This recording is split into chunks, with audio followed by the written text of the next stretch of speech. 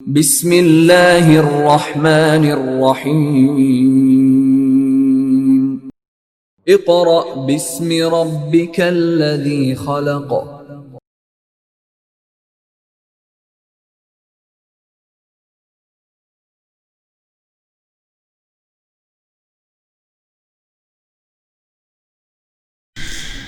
अस्सलामु अलैकुम वरहमतुल्लाहि वबरकातुहू।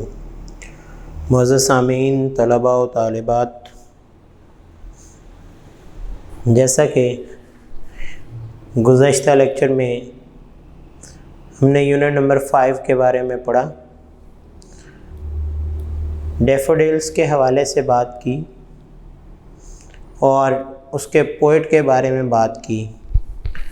आज का हमारा लेक्चर इंग्लिश है वर्क फॉर डे 1 के लिए यूनिट नंबर 6। अब यूनिट का नाम क्या है? The Quaid's vision and Pakistan, Quaid-e Azam का तसव्वुर और पाकिस्तान। वीएन का मतलब जो है तसव्वुर, ख़याल, नज़रिया,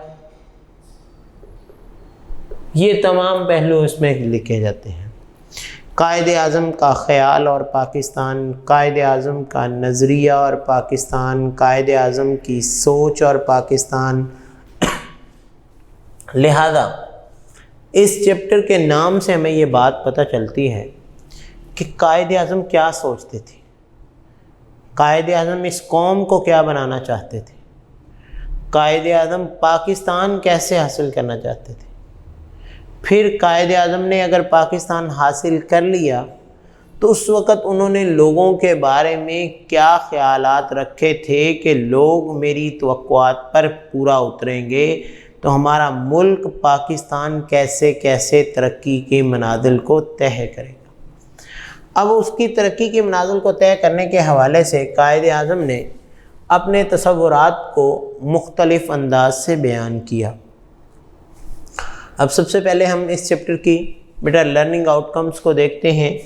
आप अपनी बुक का पेज नंबर 62 निकाल लें, unit number 6 page number 62, Quaid's vision and Pakistan, Quaid-e Azam का तसव्वुर और पाकिस्तान, कायदे आज़म का ख़याल और पाकिस्तान। लर्निंग आउटकम्स में बेटा सबसे पहली चीज़, by the end of this unit students will read and understand the text. इस टेक्स्ट को पढ़ेंगे और उसको समझेंगे। Know about a national pride, वो कौमी फ़ख्र हासिल करने के बारे में जानकारी हासिल करें। Discuss the qualities of a good orator, एक अच्छे मुकर्रर की क्वालिटीज़ वो जान लेंगे कि एक अच्छा तकरीर करने वाला जो है वो ऑडियंस को कैसे अपनी तरफ माइल रख सकता है। राइट अबाउट अ कैरेक्टर, किरदार के बारे में। Learn participatory citizenship and a peaceful coexistence, यानी वो इस चीज़ के बारे में इल्म हासिल करेंगे कि कैसे दूसरों के साथ मिलजुल कर सीखा जाता है और अमन कैसे कायम किया जाता है। Illustrate use of kinds of adverb, इसकी एक्सरसाइज में हम एडवर्ब्स के बारे में भी पढ़ेंगे, इन्फिनेटिव्स एंड जेरेंड, और ये गुज़श्ता कई एक्सरसाइजेज में आपको बेटा सिखाया जा चुका है। यूज़ कंडीशनल सेंटेंसेस, और कंडीशनल में मैंने आपको गुज़श्ता एक लेक्चर में बेटा बयान किया था कि कंडीशनल हमारे 3 तरह के होते हैं, फर्स्ट, सेकंड और third. First conditional open condition होती है कि आप एक हिस्से पर अमल करते हैं, दूसरा पहलू खुद ब खुद ही हल हो जाता है। अब बेटा ये थी हमारी लर्निंग आउटकम्स। उसके बाद हम प्री रीडिंग की तरफ आते हैं। प्री रीडिंग से क्या मुराद है? What do you infer from the title and picture of the text? कौन सी मालूमात है? इन्फर से मुराद information.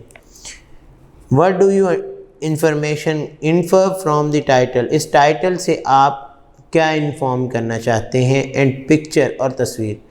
Title about the thinking of the Quaid's, और ये क्या है? उसकी थॉट्स हैं, उसके ख्यालात हैं टाइटल जो है। और पिक्चर क्या है? It is the portrait of our great leader, it is the portrait of our great leader. जो तस्वीर दी गई है वो हमारे अजीम रहनुमा की तस्वीर है। Share the information you already have about Quaid Azam, Quaid Azam के बारे में आप जो मालूमात रखते हैं। और मेरा ख़्याल है कि हर बच्चा 5 क्लास से लेकर 8 क्लास तक कायद आज़म पे मज़मून लिखता रहता है कि वो कब पैदा हुए, उन्होंने इब्तदाई तालीम कहाँ से हासिल की, उसके बाद आला तालीम के लिए वो हायर एजुकेशन के लिए कहाँ गए, उसके बाद उन्होंने बैरिस्ट्री कब की, फिर उन्होंने एज ए लायर काम किया, और उस दौरानिए में वो अपनी ज़िंदगी कैसे गुजारते रहे। पाकिस्तान उस वक़्त क्योंकि ये पूरा बर्रे सगीर था, तो उन्होंने पाकिस्तान को बनाने के लिए कैसे कैसे स्ट्रगल की। What was the Quaid's role in the freedom movement of Pakistan, Pakistan की आज़ादी की तहरीक में कायद आज़म का कौन सा किरदार है? तो मेरा ख़्याल है कि हम में से कोई भी इस हकीकत से इनकार नहीं कर सकता कि पाकिस्तान की आज़ादी की तहरीक में कायद आज़म ने सबसे अहम किरदार अदा किया है, क्योंकि कायद आज़म वो पढ़े लिखे इंसान थे जो मुसलमानों के ख़यालात को उस वक़्त बरतानवी हुकूमत के सामने पेश कर सकते थे। बाकी वो ऐसे इंसान थे जिनके अल्फाज पर उस वक़्त अंग्रेज़ हुकूमत जो है वो तवज्जो भी देती थी। लिहाजा उनकी इस स्ट्रगल के नतीजे में हमें पाकिस्तान मिला। उन्होंने पाकिस्तान में रहते हुए फिर क्या काम किया, ये हम चैप्टर में पढ़ेंगे। पेज नंबर 63 निकालें बेटा। फर्स्ट पैराग्राफ, ड्यूरिंग के दौरान, ड्यूरिंग के दौरान the early and difficult times, इब्तदाई और मुश्किल हालात के दौरान, ऑफ पाकिस्तान्स एमरजेंसी, पाकिस्तान के मार्ज़े वजूद में आने के फ़ौरी बाद, कायद आज़म मोहम्मद अली जिन्ना, कायद आज़म मोहम्मद अली जिन्ना ने अंडरटुक, इसका मतलब क्या है? सर अंजाम देना, करना, अ कंट्री वाइड, पूरे मुल्क का टूर दौरा किया। पाकिस्तान जैसे ही बना, कायद आज़म मोहम्मद अली जिन्ना ने पूरे मुल्क का दौरा किया। ही एम्ड, आपका मकसद क्या था? एट रेजिंग, अब रेस करना, बुलंद करना, उभारना, पीपल्स स्पिरिट, आपका मकसद लोगों के जज्बात को, लोगों के हौसलों को बुलंद करना था, लोगों के हौसले जो हैं उन्हें बहाल रखना था। क्योंकि जब पाकिस्तान बना था उस वक़्त पाकिस्तान में जो लोग हिजरत करके आ रहे थे उनके साथ जो हिंदू थे वो बहुत बुरा सलूक कर रहे थे, और कई लोगों से तो उनके साजो सामान तक छीन लेते, और कईयों के तो घर के अफराद को कत्ल भी कर देते। लेकिन तमाम सूरत हाल में जो लोग हिजरत करके आ रहे थे, अगर उन्हें हौसला देने वाला कोई ना होता तो कभी भी ऐसा ना होता कि ये लोग यहाँ पे स्टिल रह पाते। बल्कि क्या, कायद आज़म ने पूरे मुल्क का दौरा किया और अपनी तकरीर के दौरान क्या फरमाया? डू नॉट बी ओवरवेम्ड, परेशान मत हो। ओवरवेम का मतलब होता है घबराना मत, घबराओ मत। बाय द इनॉर्मिटी, इनॉर्मिटी कहते हैं कसरत, ज़्यादा होना, कसरत की वजह से, ऑफ द टास्क, काम की कसरत से मत घबराना। ही सेड, आपने फरमाया, in a speech at Lahore, Lahore के लोगों को, लाहौरियों को उन्होंने क्या फरमाया कि परेशान मत हो। किसकी वजह से? ज़्यादा काम देखकर, काम की कसरत को देखकर घबराना नहीं।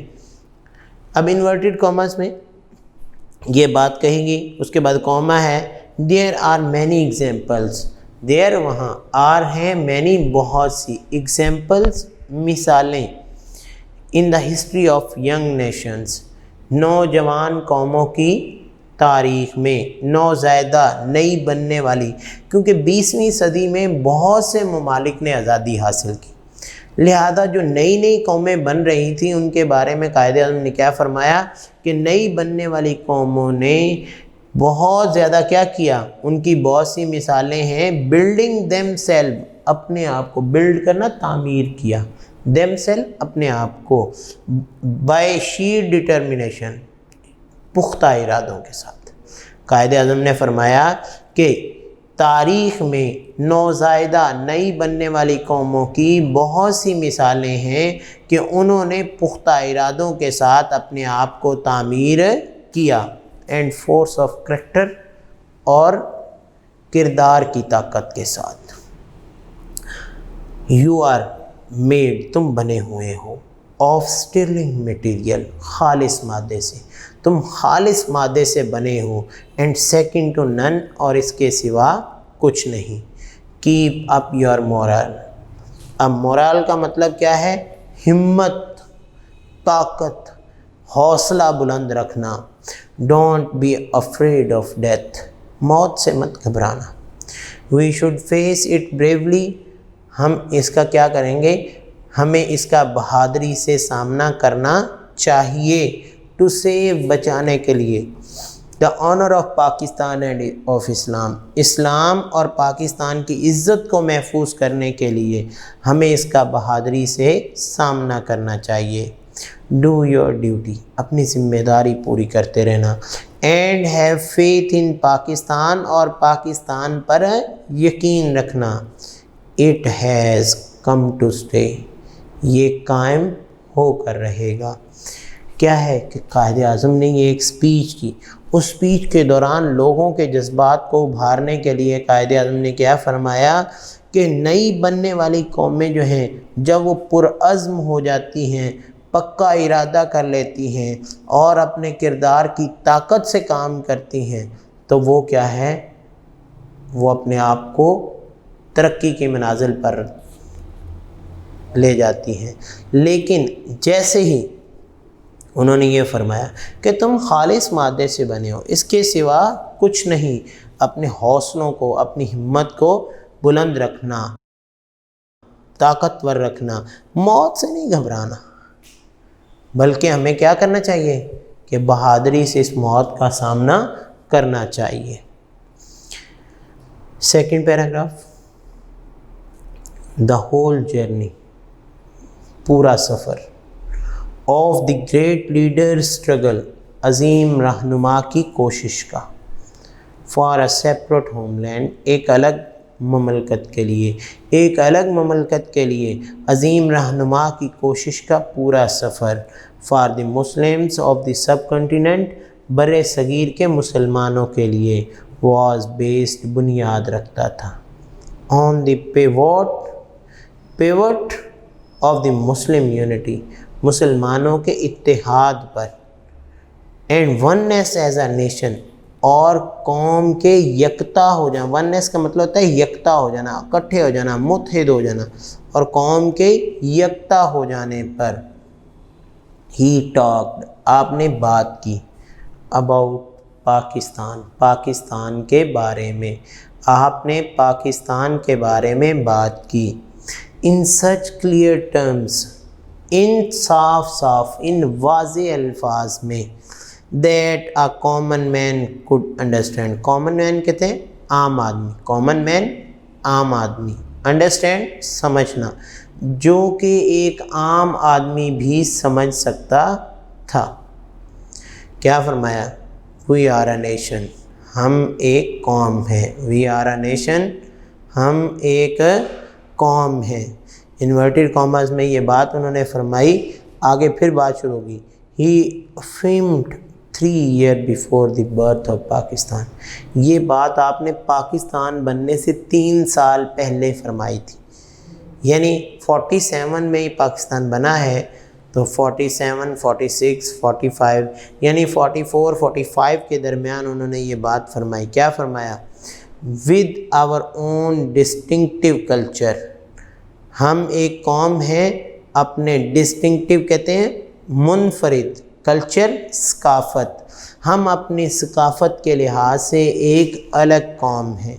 एंड सिविलाइजेशन और तहज़ीब के लिहाज से, लैंग्वेज ज़ुबान, एंड लिटरेचर और अदब के लिहाज से, फ़न के आर्ट, फ़न एंड आर्किटेक्चर और आर्किटेक्चर, फ़न तामीर और फ़न तामीर के अंदाज से, नेम्स नाम रखने के एतबार से, एंड नोमेनक्लेचर और नाम रखने के उसूल के एतबार से। नोमेनक्लेचर नाम रखने को, अब देखें हम मुस्लिम हैं, हमारे नाम सारे इस्लामी तरीके से चल रहे होते हैं, जबकि अगर हम अंग्रेज़ों की तरफ देखें, कोई रख रहा है विलियम, कोई जनाब रख रहा है हॉटमैन, जबकि हमारे नाम क्या हैं? अब्दुर्रहमान, असलम, अकरम, अब्दुल्ला। ये क्या है? ये हमारे इस्लामी नाम है। और यही बात कायद-ए-आज़म ने 3 साल पहले फरमाई कि हमारे नाम रखने के उसूल उनसे अलग हैं। सेंस ऑफ वैल्यूज़, कदरों का एहसास, एंड प्रोपोर्शन और तनासुब, लीगल लाज, अदालती कवानीन, एंड मोरल कोड्स और इखलाकी ज़ाब्ते, कस्टम हमारे रवाज उनसे अलग हैं, एंड कैलेंडर और हमारी तवारीख़, कैलेंडर में एक तारीख़ नहीं होती, उसकी क्या कहते हैं? हमारी तवारीख़ अलग है। हिस्ट्री, तारीख़ अलग है। ये तारीख़ वो है जो हमारे बड़ों से लेकर आज तक हमारे बुज़ुर्गों ने कारनामे किए हैं। एंड ट्रेडिशन और रवायात अलग हैं। एप्टीट्यूड, रुझानात अलग हैं, एंड एम्बिशंस और हमारे जज्बात अलग हैं। अब ये सारी बातें गिनवाने के बाद कायद-ए-आज़म ने क्या फरमाया? इन शॉर्ट, मुख्तसर ये कि वी हैव, हमारे पास है, आवर ओन, हमारा अपना, distinctive outlook on life, distinctive मुनफरिद आउटलुक, तर्ज़ ज़िंदगी ऑफ लाइफ, ज़िंदगी का, हमारी ज़िंदगी का तर्ज़ उन सब से क्या है? मुनफरिद है। तो बेटा ये था सेकंड पैरा, जिसमें कायद-ए-आज़म के अहकामात के मुताबिक कायद-ए-आज़म ने जो फरमाया कि हम हर तरीके से ज़िंदगी के हर पहलू को देखते जाएं तो हम उनसे अलग हैं। तीसरा para, the ideology of Pakistan, Pakistan का नज़रिया वॉज बेस्ड, बुनियाद रखता था, ऑन द फंडामेंटल प्रिंसिपल। अब यहाँ पे PLE वाला प्रिंसिपल है, इसका मतलब क्या होता है? उसूल, फंडामेंटल बुनियादी। पाकिस्तान का नज़रिया उन बुनियादी उसूलों पर बुनियाद रखता था दैट द मुस्लिम, के मुसलमान आर एन इंडिपेंडेंट नेशन, मुसलमान क्या हैं? इंडिपेंडेंट, अलग थलग, मुनफरिद, अलहदा, नेशन कौम, मुसलमान एक अलग कौम है। एनी अटेम्प्ट, कोई भी कोशिश, टू गेट देम मर्ज, मिला नहीं सकती, मिटा नहीं सकती, मिक्स नहीं कर सकती, देयर नेशनल, उनके कौमी, एंड पॉलिटिकल आइडेंटिटी और सियासी शनाख्त को, will be strongly resisted, will be होगी, स्ट्रॉन्गली बड़ी मजबूती से, रेजिस्ट करना, मुजम्मत करना, जिसकी बड़ी सख्ती से मुजम्मत होगी। पाकिस्तान के नज़रिए के मुताबिक मुसलमान क्या है? एक अलग कौम है, और कोई भी कायनात की कोशिश, यानी इस कुर्रे अर्ज़ की कोई भी ताकत जो है वो उनके सियासी और कौमी पहचान को मदगम नहीं कर सकती, मिटा नहीं सकती, जिसकी बड़ी सख्ती से मुजम्मत की जाएगी। चौथा para, Quaid-e-Azam was a man of strong faith, Quaid-e-Azam was थे, अ मैन इंसान, आदमी, स्ट्रॉन्ग फेथ, मजबूत अकीदे वाले, मजबूत ईमान रखने वाले, एंड बिलीफ और अकीदा। कायद आज़म एक पक्का ईमान और अकीदा रखने वाले इंसान थे। ही फिर्मली आप पक्के तरीके से बिलीव यकीन रखते थे दैट के the new emerging state, emerge mean उभरती हुई, स्टेट रियासत, ये नई उभरती हुई रियासत ऑफ पाकिस्तान, पाकिस्तान की बेस्ड बुनियाद रखती है ऑन इस्लामिक प्रिंसिपल, इस्लामी कवानीन पर, उसूलों पर। Would reform the society as a whole, पूरे मुआशरे को इस्लाहात नाफिज करेगी। कायद आज़म एक पक्के और मजबूत ईमान वाले इंसान थे। आपने बड़ी सख्ती से फरमाया, मजबूत मुसम्मम इरादे के साथ फरमाया कि पाकिस्तान उन इस्लामी उसूलों पर बुनियाद रखती है कि पूरे मुआशरे को इस्लाहात नाफिज करेगी। इन हिज ईद मैसेज, अपने ईद के पैगाम में सितंबर 1945 में कायद आज़म सेट, कायद आज़म ने फरमाया इस्लाम इज़ अ कम्प्लीट कोड, इस्लाम एक मुकम्मल ज़ाब्ता हयात है, रेगुलेटिंग बाकायदा। Quaid Azam was a man of strong faith, Quaid Azam एक मजबूत ईमान और अकीदे वाले इंसान थे। ही फिमली, आपने बड़ी मजबूती के साथ बिलीव यकीन रखते थे दैट के द न्यू इमर्जिंग स्टेट, नई उभरती हुई रियासत ऑफ पाकिस्तान, पाकिस्तान की बेस्ड बुनियाद रखती थी ऑन इस्लामिक प्रिंसिपल, इस्लामी कवानीन पर।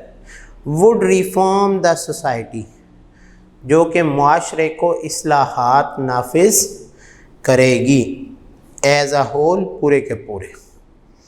इन हिज ईद मैसेज, अपने ईद के पैगाम में सितंबर 1945 में कायद आज़म सेट, कायद आज़म ने फरमाया इस्लाम इज़ अ कम्प्लीट कोड, इस्लाम एक मुकम्मल ज़ाब्ता है, regulating the whole Muslim society, जो कि पूरे मुआशरे के लिए बाकायदा है। यानी इस्लाम एक मुकम्मल बाकायदा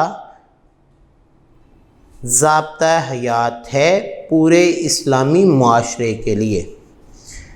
एवरी डिपार्टमेंट ऑफ लाइफ, ज़िंदगी के हर पहलू में, कलेक्टिवली, इज्तिमाई तौर पर, एंड इंडिविजुअली और इनफरादी तौर पर, इस्लाम ज़िंदगी के हर पहलू इनफराद के लिए इनफरादी और इज्तिमाई तौर पर एक बाकायदा मुकम्मल ज़ाब्ता हयात है।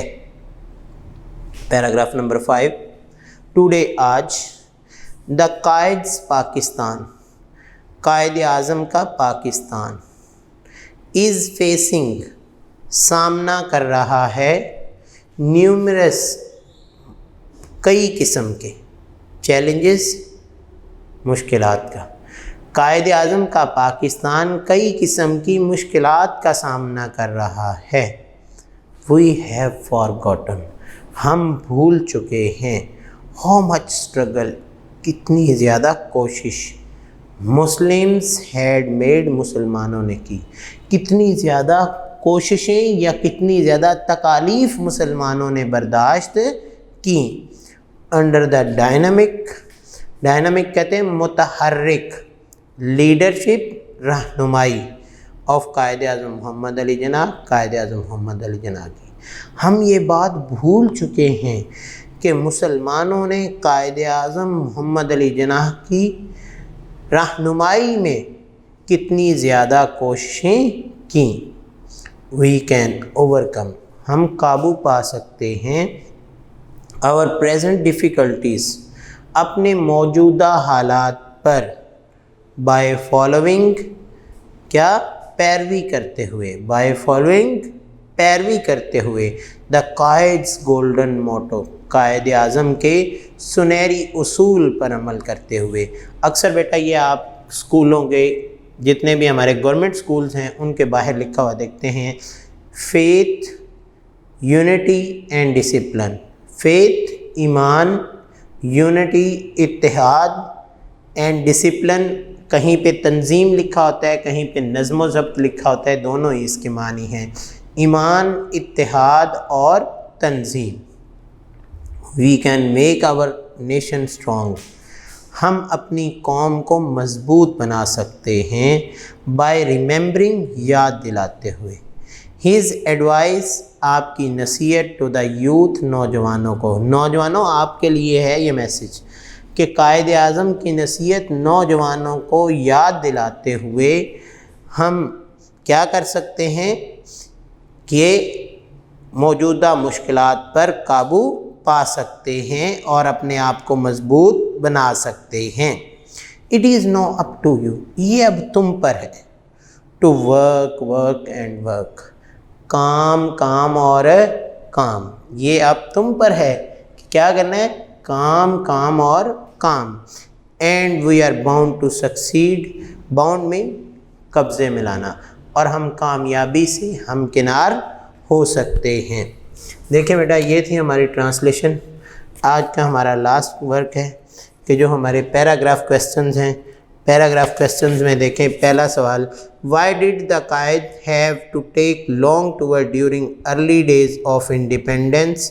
ये पहले पैराग्राफ में दिया गया है, कायद आज़म ने क्यों ये टूर किया था।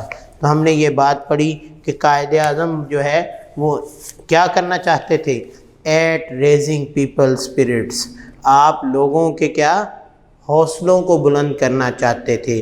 That's why he took a long tour during early days of independence, इसी वजह से उन्होंने इब्तदाई दिनों में क्या किया, उन्होंने आज़ादी के इब्तदाई दिनों में इतना लंबा टूर किया।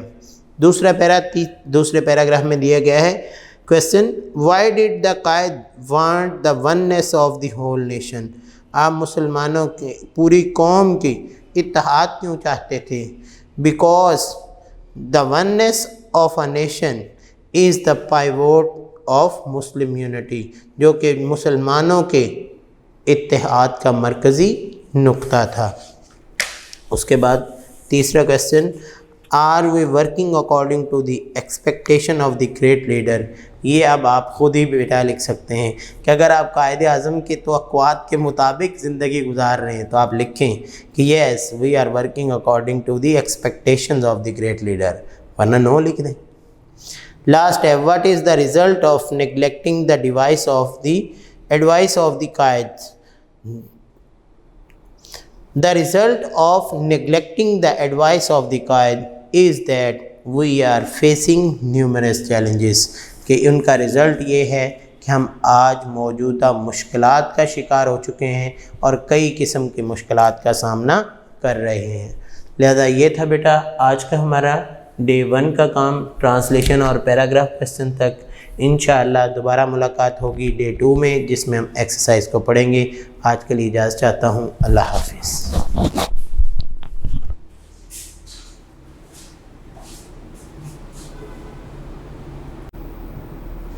औज़ु बिल्लाहि मिनश्शैतानिर्रजीम, बिस्मिल्लाहिर्रहमानिर्रहीम।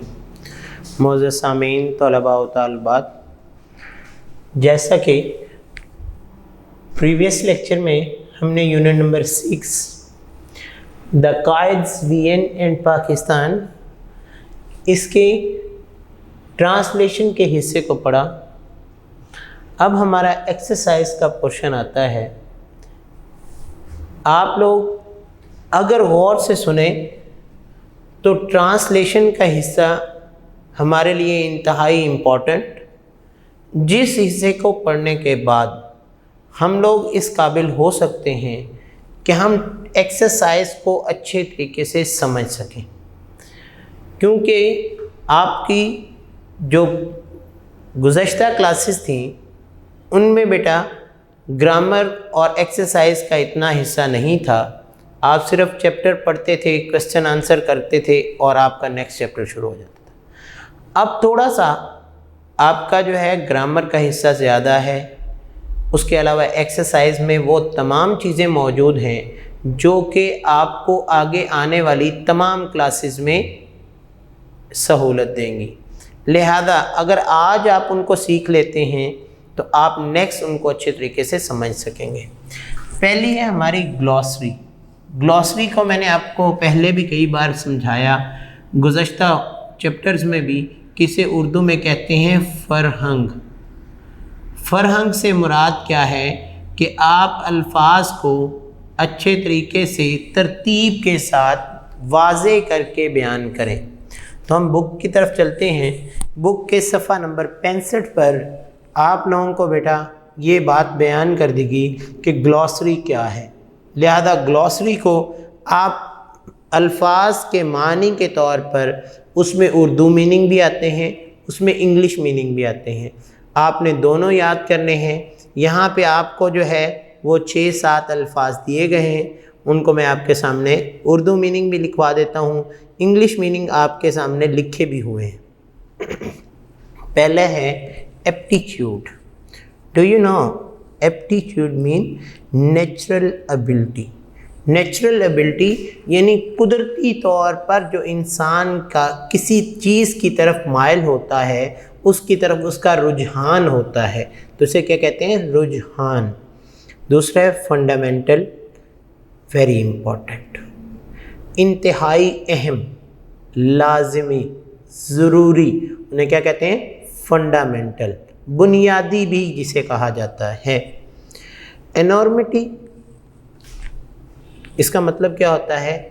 किसी चीज़ का इतना ज़्यादा होना कि वो आपके लिए चैलेंज बन जाए, मुश्किलात, क्या हम कहते हैं? मुकाबले के लिए कसरत होना।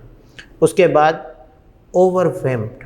ओवरवेम्ड का मतलब होता है किसी चीज़ से बहुत ज़्यादा आप इफ़ेक्टेड हो जाएं।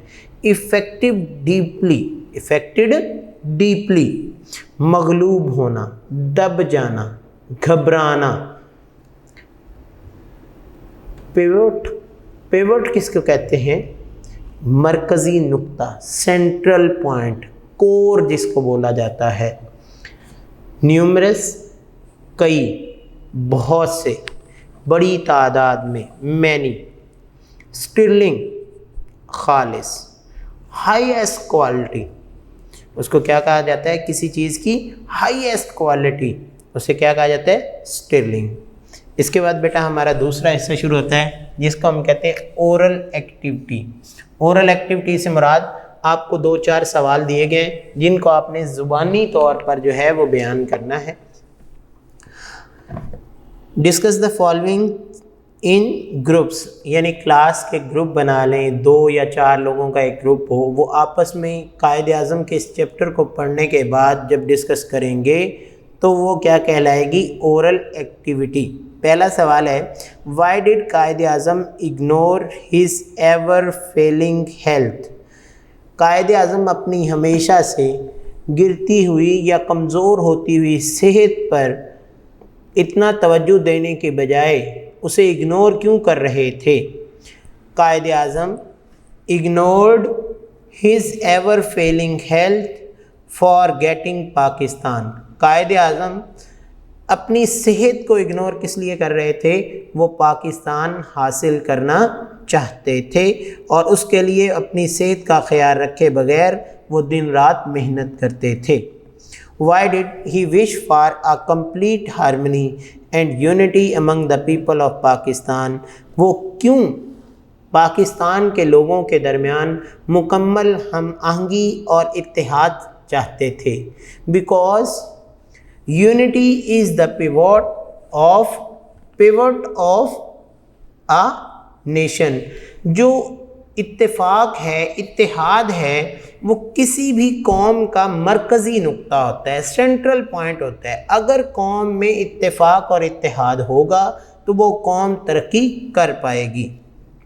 What can be the outcome of ignoring the Quaid advice? Quaid Azam की नसीहत को इग्नोर करने का हमें क्या नतीजा आया? Today we are facing a numerous challenges, कि हम जो है वो कई किस्म के मसाइल में क्या हो चुके हैं, घिर चुके हैं, कई किस्म के मसाइल का शिकार हो चुके हैं। उससे क्या है कि हमारे मसाइल बहुत ज़्यादा बढ़ चुके हैं। इसके बाद बेटा आपकी कंप्रीहेंशन के क्वेश्चंस जो हैं ये आप लोगों को PDF की सूरत में भेजे जा चुके हैं, ताकि आप उन क्वेश्चंस को अच्छे तरीके से पढ़ लें, उनको याद कर लें। आपके पेपर का हिस्सा है। पहला सवाल फिर भी मैं आप लोगों के सामने पढ़ देता हूँ ताकि आपको वो याद करने में आसानी हो। आप जब लेक्चर सुन रहे हो तो बेटा साथ साथ अपनी वो PDF फाइल जो है उसको भी ओपन कर लें, ताकि आप लोग उन क्वेश्चंस के आंसर्स को अच्छे तरीके से समझ सकें।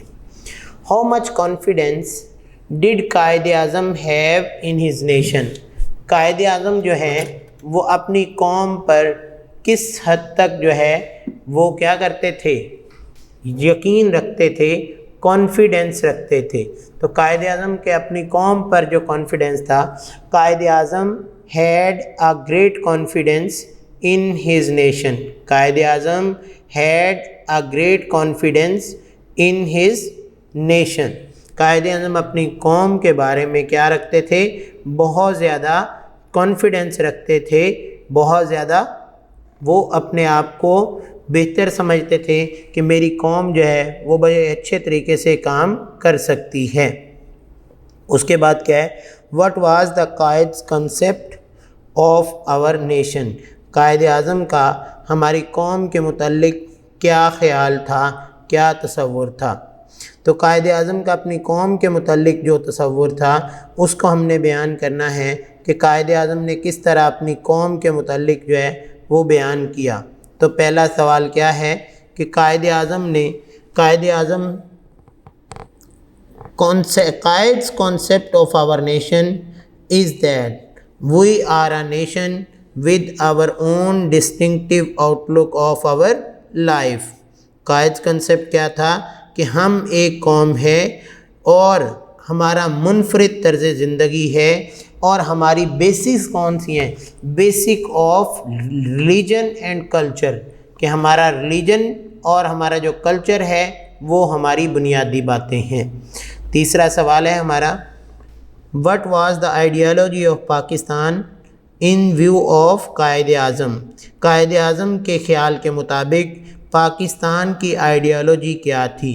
The ideology of Pakistan in view of Quaid-e-Azam was based on the fact, किन सूरत हाल पर, किन हक़ाइक़ पर थी, दैट के Muslims are an independent nation, मुसलमान एक अलग कौम है, any attempt to get merge their national and political identity. ये पैराग्राफ नंबर 3 की लास्ट लाइन में भी हमने पढ़ा था।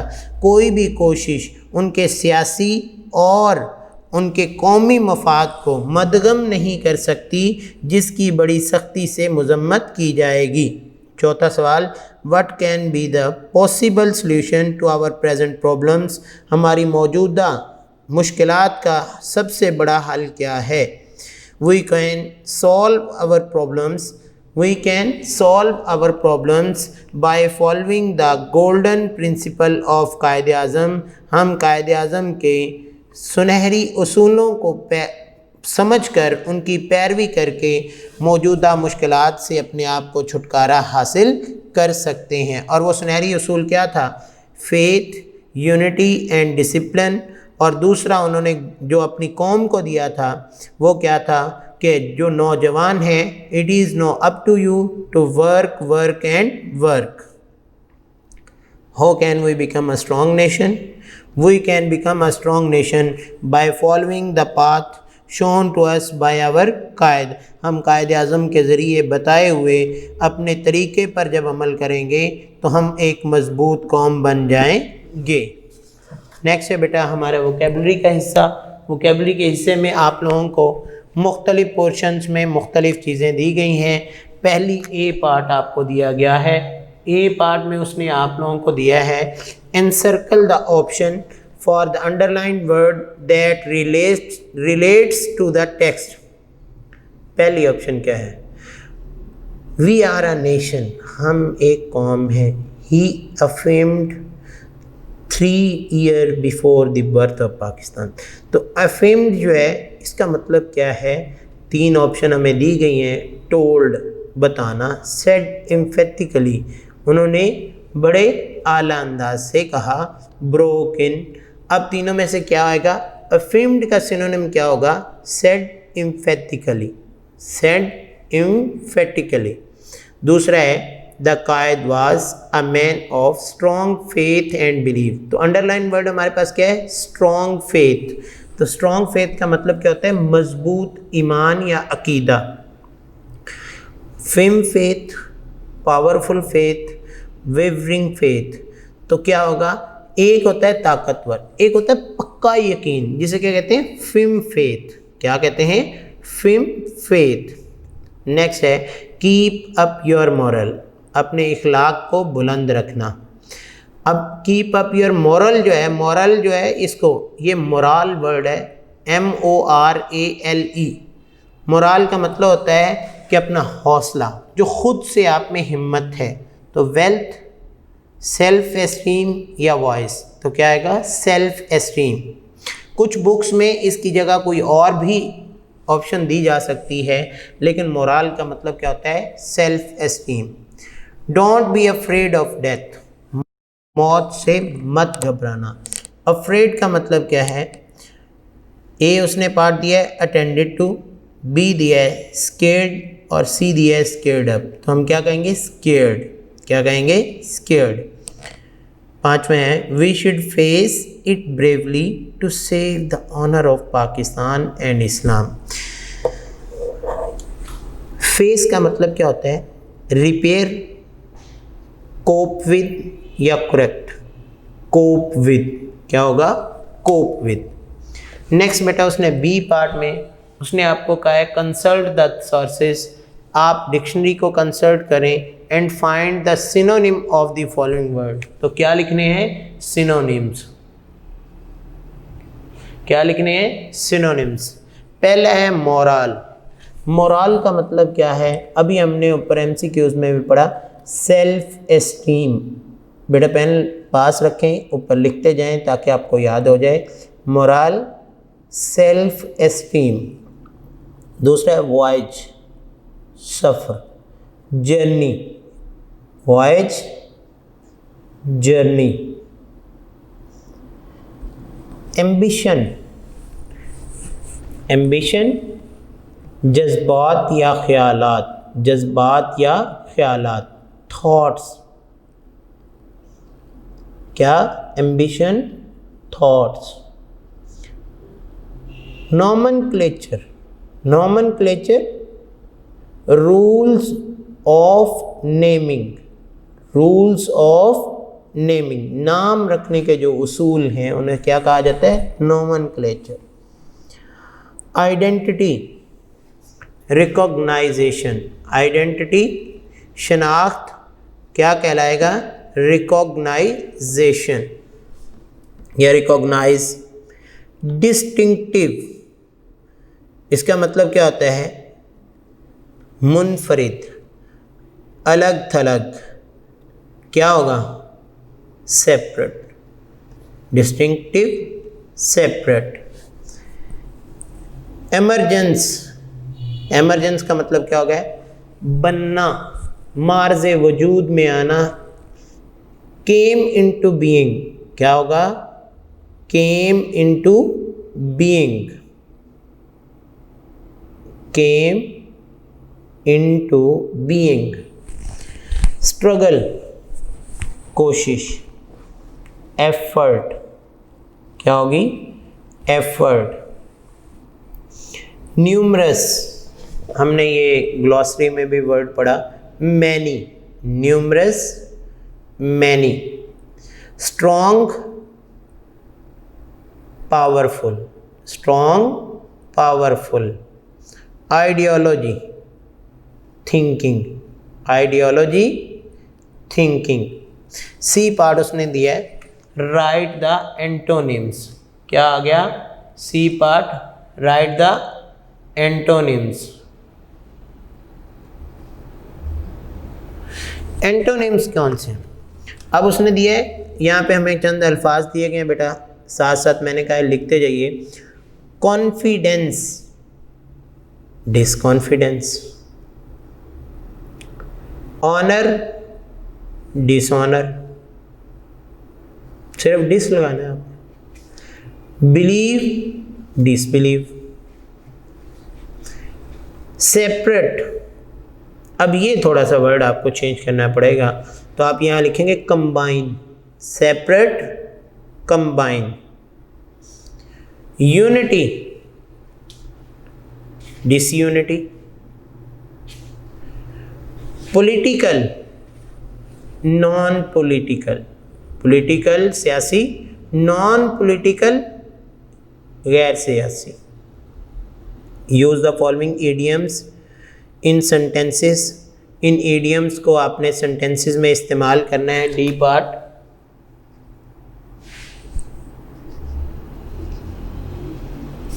तो इडियम्स का इस्तेमाल आपने करना है। तो मैं बेटा आपको मीनिंग लिखवा रहा हूँ, आप इनके जो मतलूबा सेंटेंस है जो सूटेबल है अपनी मर्ज़ी से बना सकते हैं। फिर भी अगर कोई प्रॉब्लम हो तो आप हमसे शेयर करें, हम इंशाल्लाह कोऑपरेट करेंगे। बिट्स एंड पीसेस, टुकड़े टुकड़े होना, बिट्स एंड पीसेस, टुकड़े टुकड़े होना। मैन इन द स्ट्रीट, आम आदमी, मैन इन द स्ट्रीट, आम आदमी या जिसे हम कॉमन मैन कहते हैं। रेजिंग स्पिरिट, उभरते जज्बात, रेजिंग स्पिरिट्स, उभरते जज्बात। पास थ्रो, गुजर जाना, पास थ्रो, गुजर जाना। फाल आ प्रे, शिकार होना, किसी चीज़ में मुब्तला हो जाना। नेक्स्ट बेटा उसने इसी वोकेबलरी का हिस्सा ही हमें दिया है जिसे हम कहते हैं डेनोटेशन और कॉनोटेशन।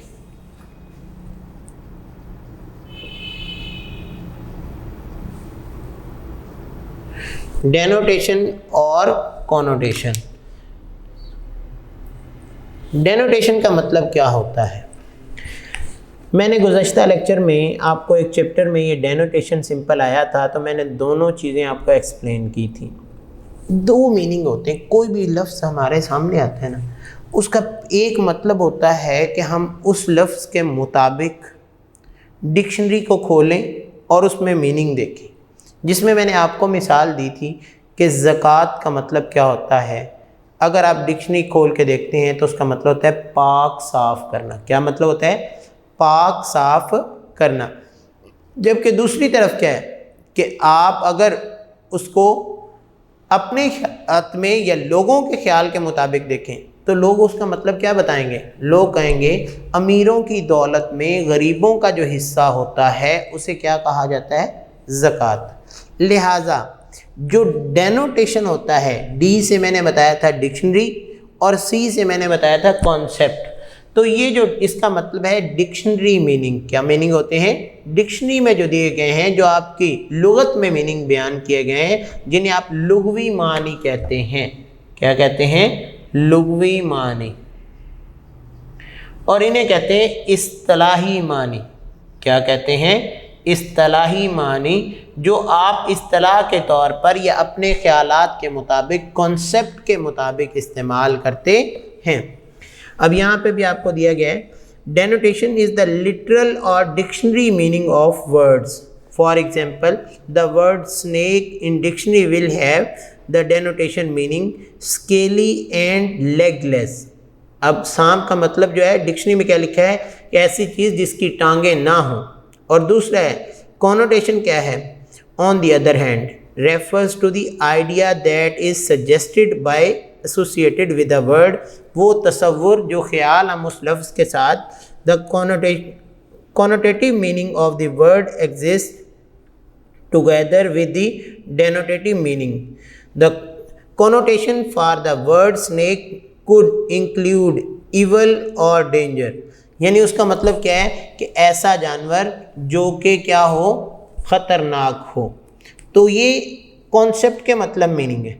मैंने इसी तरह आपको एक वर्ड ज़कात की मिसाल दी कि उसमें भी आप क्या कहते हैं कि उसका मतलब क्या होता है, पाक साफ करना, जबकि दूसरा कॉन्सेप्ट क्या लिया जाता है, लोगों के ख्यालात के मुताबिक के गरीबों के लिए जो हिस्सा होता है। नेक्स्ट है हमारा for each of the word given in the column. इनको आपने जो है इनके डेनोटेशन यानी डिक्शनरी मीनिंग और उसके बाद कॉनोटेशन बयान करने हैं। उसके बाद हमारी आ जाती है डिक्शनरी स्किल्स। अब डिक्शनरी को देखना कैसे है बेटा, एक लुगत को खोलते हुए, डिक्शनरी को खोलते हुए सबसे पहले हम वर्ड के पहले लेटर में जाते हैं। पहला लेटर, अगर फ़र्ज़ किया स्नेक ही आपने ढूंढना है तो आप सबसे पहले क्या करेंगे, एस में जाएंगे। फिर एस के बाद ए बी सी की तरतीब में आगे अल्फाज दिए गए हैं तो आप एन में जाएंगे, एस एन। एन के बाद जो पहला ए वाला ही है, एस एन ए। और जब आप 3 से 4 लेटर्स तक पहुँचेंगे तो तब तक आप एक लफ्ज़ तक पहुँच जाएंगे और आप आसानी से उसका मीनिंग ढूंढ लेंगे। अब सिर्फ मीनिंग नहीं होता, हमारे बच्चे आजकल सिर्फ मीनिंग देखते हैं। तो बेटा आप लोगों ने मीनिंग नहीं देखना, बल्कि उसमें देखना है कि इसके कितने सेलेबल्स हैं।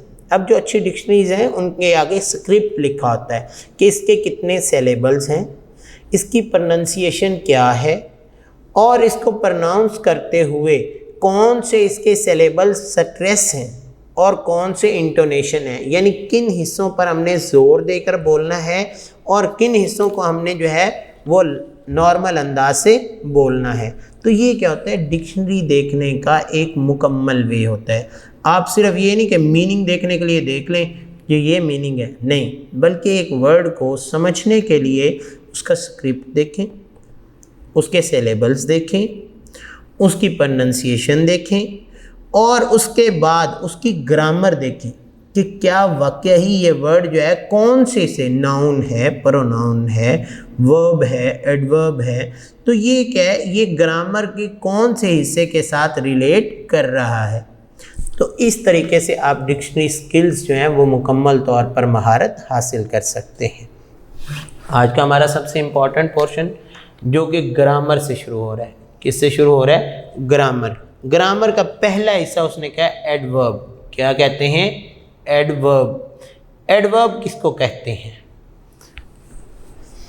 A word that modifies the meaning of a verb, an adjective और एन अदर एडवर्ब, जो किसी भी वर्ब, किसी एडजेक्टिव या किसी दूसरे एडवर्ब के मीनिंग को मॉडिफाई करता है, वाज़े करके बयान करता है, इज़ कॉल्ड एडवर्ब।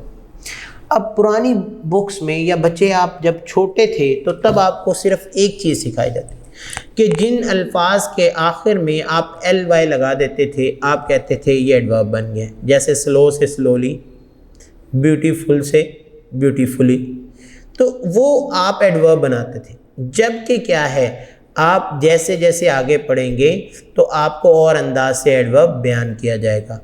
आपकी इस बुक में एडवर्ब की 3 टाइप्स बयान की गई हैं। वो 3 टाइप कौन सी हैं, एक है एडवर्ब ऑफ मैनर।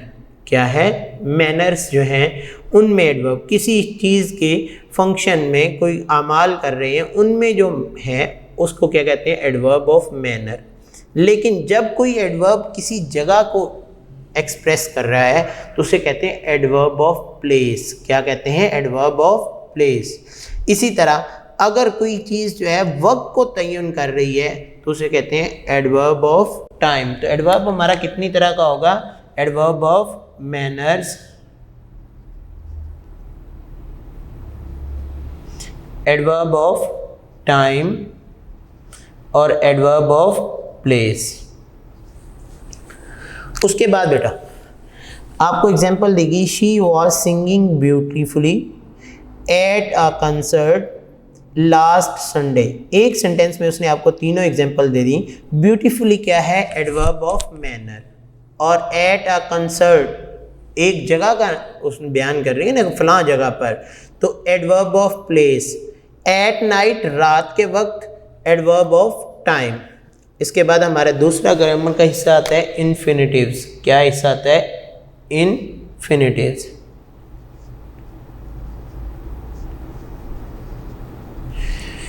इन्फिनिटिव्स क्या है? अब प्रेपोजिशंस का इस्तेमाल आपने सीखा, उसमें आप मुख्तलिफ वर्ब्स से पहले मुख्तलिफ प्रेपोजिशंस लगाते हैं।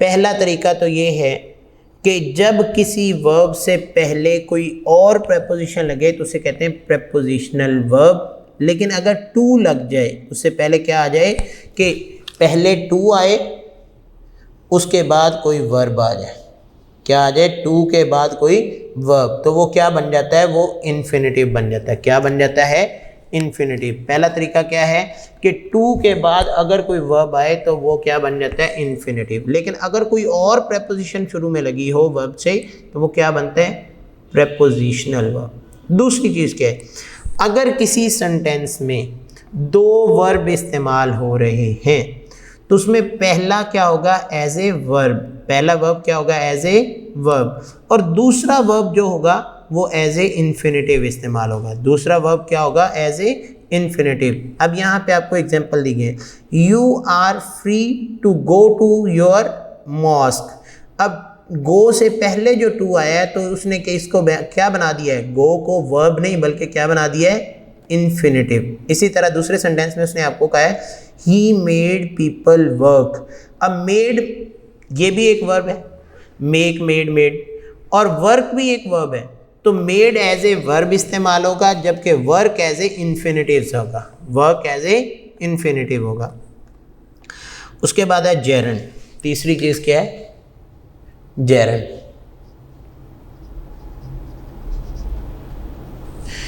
जेरंड किसको कहते हैं?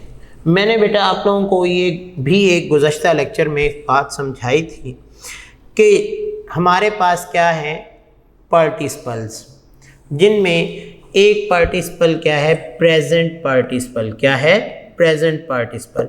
जब वर्ब की किसी फर्स्ट फॉर्म के साथ आईएनजी लग जाता है, वर्ब की फर्स्ट फॉर्म के साथ आईएनजी लग जाता है तो वो बनता है प्रेजेंट पार्टिसिपल। लेकिन अगर वही फर्स्ट फॉर्म जो है एज ए नाउन इस्तेमाल हो, वही फर्स्ट फॉर्म क्या है, एज ए नाउन इस्तेमाल हो, तो उसे कहते हैं जेरंड, जिसे आप उर्दू में क्या कहते हैं, मस्दर। आप क्या कहते हैं, मस्दर। मतलब कि आपने एक चीज़ जो है उस पर कोई लफ्ज़ लिखा है और जब उसको मस्दर बनाते हैं तो वो क्या बनता है, वो इंग्लिश में जेरंड बन जाता है। जैसे लिखना से लिखाई, ठीक है। तो हम अगर इस जेरंड की एग्जांपल मैं आपको दूं कि he is writing a letter, तो यहाँ पे राइटिंग क्या है, ये प्रेजेंट पार्टिसिपल है। क्या है, प्रेजेंट पार्टिसिपल। जबकि मैं कहता हूँ his writing is so clear, तो यहाँ पे लिखना नहीं है बल्कि यहाँ पे क्या है, लिख रहा। क्या है, लिख रहा। यहाँ पे क्या है, लिखाई। तो हमारे पास ये क्या होगा, ये जेरंड होगा। क्या होगा, जेरंड। क्या होगा, जेरंड। जब एक वर्ड जो है वो एज ए नाउन इस्तेमाल हो रहा हो, लिखना से लिखाई, तो ये क्या कहलाता है, हमारा जेरंड। आपको यहाँ पे भी उसने चंद एक एग्जांपल दिए हैं। Painting is a good fun. अब आई लाइक पेंटिंग। अब यहाँ पे पेंटिंग क्या है, आपको दोनों तरीके से उसने नाउन के तौर पर इस्तेमाल है। लेकिन I am painting a wall, उसमें पेंटिंग क्या होगा, उसमें as a present participle, I am painting a wall. या my favourite hobby is painting. अब यहाँ भी पेंटिंग क्या है, एज ए जेरंड इस्तेमाल हो रहा है। तो जब आपके सामने आईएनजी फॉर्म वाला वर्ड जो है वो एज ए वर्ब इस्तेमाल हो तो उसे हम कहते हैं प्रेजेंट पार्टिसिपल। लेकिन जब नाउन इस्तेमाल हो तो क्या कहलाएगा, जेरंड। उसके बाद अगली चीज़ हमें ये कंडीशनल 3 क्या है, कंडीशनल नंबर 3, ये कहते हैं अनफुलफिल्ड कंडीशन। इसका नाम क्या है, अनफुलफिल्ड कंडीशन। यानी ये कंडीशन कभी पूरी नहीं होती। Conditional of this type say that something did not happen because a certain condition was not done. अगर आप एक काम पूरा नहीं करेंगे दूसरा कभी भी पूरा नहीं हो सकता। जैसे आप खाना नहीं खाएंगे या कुछ खाएंगे नहीं तो आपकी भूख कभी मिटेगी नहीं। तो इस कंडीशन को क्या कहते हैं? Unfulfilled condition. नेक्स्ट बेटा उसने आपको दिया है find the kinds of adverbs in the lesson. Lesson में आपने जो है वो एडवर्ब की मुख्तलिफ काइंड्स को बयान करना है। जैसे आप देखें एडवर्ब ऑफ मैनर्स, तो एडवर्ब ऑफ मैनर से क्या मुराद है कि आपने किसी अंदाज में बयान करना। तो कायदे आज़म ने क्या किया था? कायदे आज़म ने बयान किया था, क्या बयान किया था? एनॉर्मिटी ऑफ टास्क, काम की कसरत, किसी चीज़ का ज़्यादा होना। इस तरह एडवर्ब ऑफ प्लेस क्या है कि speech at Lahore, speech at Lahore, ये उन्होंने लाहौर में बात की थी कि जनाब आप काम की कसरत से घबराना मत, तो वो क्या होगा? Adverb of place. और एडवर्ब ऑफ टाइम क्या होगा कि बिफोर द 3 ईयर या before the birth of 3 year, Pakistan के बनने से 3 साल पहले। तो जब टाइम का आ गया है तो मैंने आपको बताया कि वो क्या हो गया? Adverb of time. इस तरह फ्रीक्वेंसी कि जब आप किसी चीज़ में, उन्होंने बड़ी पोलाइटली बयान की कि वी आर अ नेशन, हम एक कौम है। ही affirmed 3 year before the birth of Pakistan, उन्होंने बड़े धीमे अंदाज से, जो कि एक common man can understand it, कि एक आम आदमी भी उसे समझ सकता था। इस तरह डिग्री कि उन्होंने उसको किस लहजे में बयान किया या उस पर कौन सी डिग्री लग सकती है। नेक्स्ट बेटा उसने right the 5 sentences using adverb of manner, place and time. ये आपके चैप्टर में आपको दे दिए गए हैं। इसके बाद आपको make sentences using the following verbs, ये मैंने आपको बता दिया है कि इसके मीनिंग मैं आपको लिखवा देता हूँ। SAW सॉ, देखना, देखा। प्रॉमिस्ड, वादा किया। वांटेड, चाहा। बिगेन, अब बिगेन का मतलब क्या होता है? शुरू किया। सारी सेकंड फॉर्म्स। आस्क्ड, पूछा। टोल्ड, बताया। डिसाइडेड, फैसला किया। नेक्स्ट है complete these phrases by adding gerund. Good at singing, good at singing. Sad at losing, sad at losing, खो जाने पर अफसरदाना। Accused of stealing, accused of stealing. Tired of working, tired of working. Next उसने दिया है complete the following conditionals. If you had studied hard, अगर तुम सख्त मेहनत करते। You would have pass the examination. If you had come to me, I would have available, मैं क्या होऊंगा? मैं उस वक़्त आपके लिए मौजूद हूँगा। If I had seen him, I would call him, क्या कर लेता? मैं उसे बुला लेता। उसके बाद बेटा write 10 sentences in past perfect tense.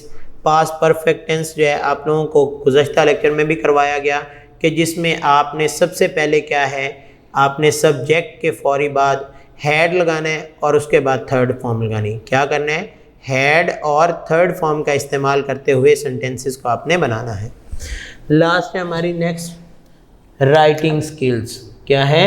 Writing skill. जब हम कोई भी चैप्टर पढ़ते हैं तो उसको हम अपने अंदाज से लिखने के लिए, एक पैराग्राफ बनाने के लिए सबसे पहले हम क्या कहते हैं? उस चीज़ का इंट्रोडक्शन बयान करते हैं। जैसे हमने चैप्टर शुरू किया, सबसे पहले हमने कायदे आज़म का इंट्रोडक्शन। किसका?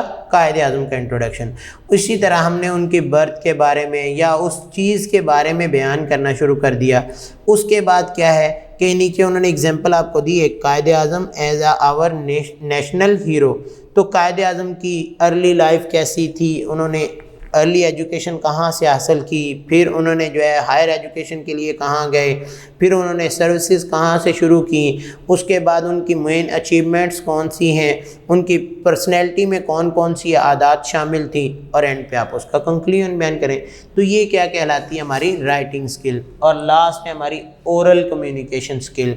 ये राइटिंग स्किल होती है कि आप लिख के बयान करें, और ओरल कम्युनिकेशन स्किल ये होती है कि आप किसी चीज़ को बोल कर एक ग्रुप में बैठे हैं और आप अपने ख़यालात का इजहार करते हैं, आप अपने जो नॉलेज आपके पास है उसको एक्सप्रेस करते हैं। कोई सवाल करता है तो उसके सवालात का बराबर तरीके से जवाब देते हैं। तो ये हमारा क्या कहलाता है, ओरल कम्युनिकेशन। तो बेटा ये थी हमारी यूनिट नंबर 6 की एक्सरसाइज, जो कि हमने डे 2 में की। डे 1 में हमने ट्रांसलेशन पढ़ी। उम्मीद करता हूँ कि आप लेक्चर को बड़े अच्छे अंदाज से सुनेंगे, और उसके सुनने के बाद जो आपके लिए मौजू तरीन बातें हैं उनको आप याद भी रखेंगे, ताकि आप कल को अपने पेपर में लिख सकें, और पेपर में लिखने के बाद आप इस काबिल हो सकें कि आप अल्लाह ताला आप लोगों को अच्छे अच्छे मार्क्स दे और आप इन लेक्चर से मुस्तफ़ीद हों। तो आज के लिए इजाज़त चाहता हूँ। अल्लाह हाफ़िज़।